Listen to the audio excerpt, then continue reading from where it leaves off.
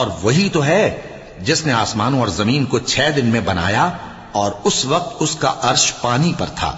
تمہارے پیدا کرنے سے مقصود یہ ہے کہ وہ تم کو آزمائے کہ تم میں عمل کے لحاظ سے کون بہتر ہے۔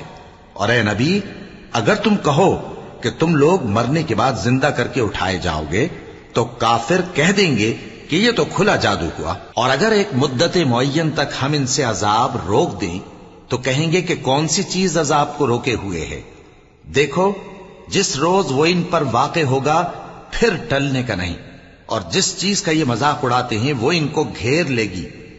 اور اگر ہم انسان کو اپنے پاس سے نعمت بخشیں پھر اس سے اس کو چھین لے تو نا امید اور ناشکرا ہو جاتا ہے، اور اگر تکلیف پہنچنے کے بعد آسائش کا مزہ چکھائیں تو خوش ہو کر کہتا ہے کہ سب سختیاں مجھ سے دور ہو گئیں۔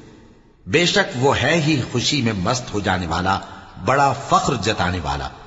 ہاں، جنہوں نے صبر کیا اور عمل نیک کیے، یہی ہیں جن کے لیے بخشش اور اجر عظیم ہے۔ تو شاید تم کچھ چیز وہی میں سے جو تمہارے پاس آتی ہے چھوڑ دو، اور اس خیال سے تمہارا دل تنگ ہو کہ کافر یہ کہنے لگیں کہ اس پر کوئی خزانہ کیوں نہیں نازل ہوا، یا اس کے ساتھ کوئی فرشتہ کیوں نہیں آیا۔ اے نبی، تم تو صرف نصیحت کرنے والے ہو، اور اللہ ہر چیز کا نگہبان ہے۔